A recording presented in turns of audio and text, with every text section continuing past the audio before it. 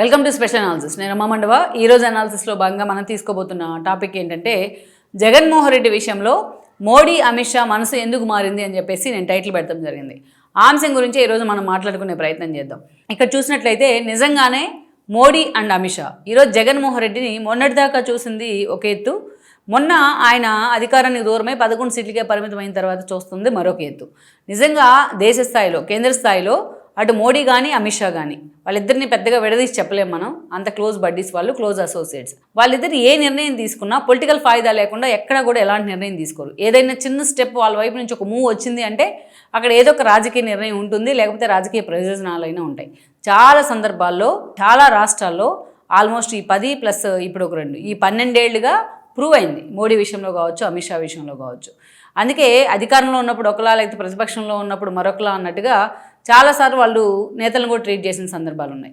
అయితే ఇటీవల కాలంలో మాత్రం ఎస్పెషల్లీ 5 ఏళ్ళు జగన్మోహన్ రెడ్డిని ప్యాంపర్ చేసి ఎప్పుడైతే చంద్రబాబు నాయుడుతో డిఫరెన్స్ వచ్చినాయో అప్పటి నుంచి చంద్రబాబు నాయుడిని దూరం పెట్టారు.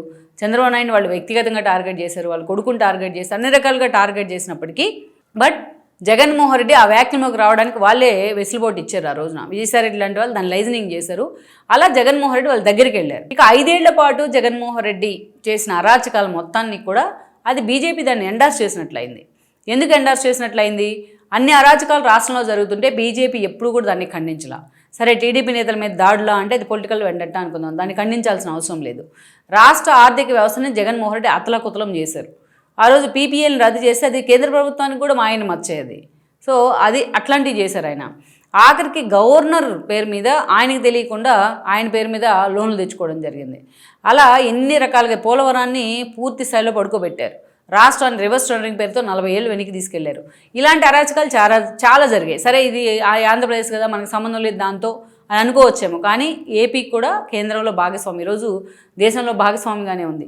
కానీ ఆ 5 ఏళ్ల పాటు ఏపీని జగన్మోహన్ రెడ్డి అరాచకాలు చేస్తూ ఉంటే అండ్ మోడీ అనుకోకూడదు, దాన్ని పట్టించుకోకుండా గాలికి వదిలేశారు. ఇన్ని జరుగుతుంటే ఎక్కడ ఖండించకుండా, పైగా నిర్మలా సీతారామన్ లాంటి వాళ్ళు రాష్ట్రానికి వచ్చి మోడీకి జగన్మోహన్ రెడ్డి దత్తపుత్రుడు అంటూ కూడా జనాలు రెచ్చగొట్టేలాగా ఇంకా మాట్లాడేవాళ్ళు ఆవిడ. ఆ తర్వాత మనం చూస్తే సరే వీడి మీద స్పందించలేదు అనుకున్నాం. జగన్మోహన్ రెడ్డి టైంలో మత మార్పులు ఎన్ని జరిగినాయి అనేది అందరికీ తెలుసు. ఆర్ఎస్ఎస్ పెద్దలు కూడా ఎక్కడ దీని మీద మాట్లాడేవాళ్ళు కాదు. రాముడు తల తెగిపెడ్డా రామతీర్థంలో, అమ్మవారి టెంపుల్లో, దుర్గమ్మవారి టెంపుల్లో వెండి సింహాలను ఎత్తుకుపోయినా, అంతర్వేదిలో ఏదైతే రథాలు తగలబడ్డా, ఇన్ని జరిగినా కూడా ఆర్ఎస్ఎస్ ఎప్పుడు కూడా దాన్ని ఖండించే ప్రయత్నం చేయలేదు. ఇది కూడా చాలా సీరియస్ చర్చ జరిగేది ఎప్పుడు కూడా.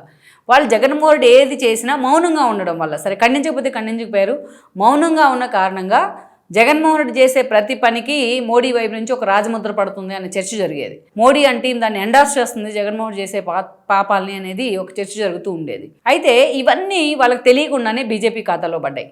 ఆఖరికి ఎంత దూరం వెళ్ళిందంటే చంద్రబాబు నాయుడు అరెస్ట్ చేసింది జగన్మోహన్ రెడ్డి స్కిల్ డెవలప్మెంట్ కేసులో. కేసు ఏలేని చోట కేసు క్రియేట్ చేసి చంద్రబాబు నాయుడు తన జైల్లో పెట్టించారనే కోపం ఉందట్టుంది. ఆ కోపంలో ఆయన కూడా తీసుకెళ్లి జైల్లో పెట్టారు. ఆఖరికి మోడీ అండ్ అమిత్ షా మద్దతు లేకుండా జగన్మోహన్ రెడ్డి ఒక్కడే చంద్రబాబు నాయుడిని జైల్లో పెట్టగలరా? ఈ చర్చ కూడా జరిగింది. చాలా సీరియస్గా జరిగింది ఈ చర్చ. అప్పుడే వాళ్ళు చేయించుకున్న సర్వేలో ఈ అంశం బయటకు వచ్చిన తర్వాత స్వయంగా అమిత్ షానే లొకేషన్ పిలిపించుకొని పురంధేశ్వరి సమక్షంలో తాము ఈ అరెస్ట్ వెనుక లేము అని చెప్పే ప్రయత్నం చేశారు ఆ రోజున. అప్పటికే సర్వేలు చేయించుకుంటున్నారు వాళ్ళు. జగన్మోహన్ రెడ్డికి వ్యతిరేక సర్వేలు వస్తూ ఉన్నాయి. పవన్ కళ్యాణ్ కూడా టీడీపీకి మద్దతు ప్రకటించారు. అప్పుడున్న పరిస్థితుల్లో ఆ 2 పార్టీలు అధికారంలోకి రావడం తథ్యం అనుకున్న తర్వాత బీజేపీ కూడా వచ్చి వాళ్ళతో జత కలిసింది త్రూ పురంధేశ్వరి కేంద్రం డైరెక్షన్లో. సో ఆ రోజు చూస్తే అప్పటి నుంచి కూడా అప్పటికి వాళ్ళకి అర్థమైంది ఆ సర్వేలు చేయించుకున్న తర్వాత ఎలాంటి పరిణామాలు ఉన్నాయి. ఇప్పటిదాకా మనం కళ్ళు మూసుకుని ఉన్నాం జగన్మోహన్ రెడ్డి చేసే అంశాల పట్ల. సో జగన్మోహన్ రెడ్డికి సంబంధించిన ఆయన చేసిన పాపాలన్నీ శాపాలే మనకు తగిలేలాగా ఉన్నాయనేది బీజేపీ లాస్ట్ మినిట్లో వాళ్ళు తీసుకున్న ఒక గ్రేట్ స్టెప్ ఏంటంటే జనసేన టీడీపీలతో కలవడం. కూటమి అధికారంలోకి వచ్చింది. అధికారంలోకి వచ్చిన తర్వాత తనకు అవకాశం ఉన్నా, మొన్న ఎన్నికలు అయిపోయి రిజల్ట్స్ వచ్చిన రోజున మోడీ 400 ఎంపీ టార్గెట్ పెట్టుకున్నా ఆ యాంగిల్లో వాళ్ళకి రాలేదు. అందుకే అటు ఇండియా కూటమి కూడా చంద్రబాబు నాయుడు మీద ఫోకస్ పెట్టినా చంద్రబాబు నాయుడు ఎలాంటి స్టెప్ తీసుకోకుండా ఎన్డీఏ వైపే నిలబడ్డారు. మోడీ ప్రధాని కావడంలో కూడా కీలక పాత్ర పోషించారు. అటు కాంగ్రెస్ దానికి ఎంత భారీ ఆఫర్ ఇచ్చినా చంద్రబాబు నాయుడు అసలు అటువైపు మొగ్గు చూపలేదు. అంతేకాదు నితీష్ లాంటి వాళ్ళని చూసిన తర్వాత, గోడ మీద పిల్లల్ని చూసిన తర్వాత చంద్రబాబు నాయుడు వాల్యూ ఏంటి, ఆయన మాటిస్తే ఎలా నిలబడతారు, అందుకే ఇన్ని సంవత్సరాలుగా బీజేపీకి ఒక సాలిడ్ మిత్రపక్షంగా టీడీపీ ఉంది, చంద్రబాబు నాయుడు ఉన్నారు అనేది మోడీ అండ్ కోకి అర్థమైంది. సో ఇవన్నీ అర్థమైన తర్వాత ఈరోజు రాష్ట్రాన్ని వాళ్ళు చూసే యాంగిల్ మారింది. రాష్ట్ర పునర్నిర్మాణంలో, అమరావతి పునర్నిర్మాణంలో మోడీ భాగస్వామి అయ్యారు.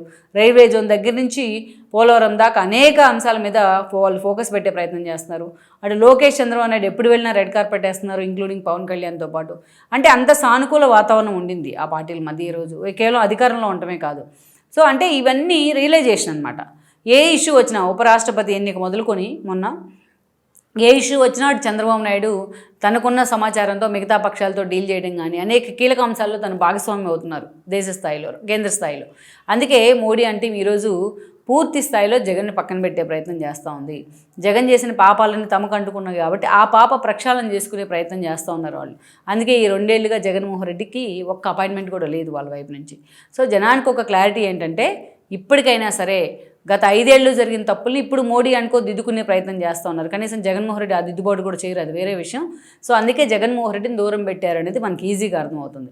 అమరావతి విషయంలో గెజెట్ నోటిఫికేషన్ ఇచ్చేందుకు అంత స్మార్ట్గా వాళ్ళు పావులు కదిపిన విధానం ఒకటైతే, ఈవెన్ తెలంగాణ నుంచి ఎంపీలుగా రిప్రజెంట్ చేస్తున్న బీజేపీ నేతలు లైక్ లక్ష్మణ్ లాంటి వాళ్ళు ఈరోజు ఆ స్థాయిలో జగన్మోహన్ రెడ్డిని టార్గెట్ చేయడం ఏదైతే రాజ్యసభ వేదికగా మనకు అర్థమవుతోంది ఇక్కడ బీజేపీ ఏ స్టాండ్ తీసుకుంది జగన్మోహన్ రెడ్డి మీద అనేది. లెట్స్ సీ మరి ఇదే వ్యతిరేకత ఇలాగే కొనసాగుతూ ఉంటుందా, లేకపోతే మోడీ తనకు అవసరమైనప్పుడు నిజంగానే జగన్మోహన్ రెడ్డి దగ్గరికి తీస్తారన్నది కూడా మరి కాలమే చెప్పాలి.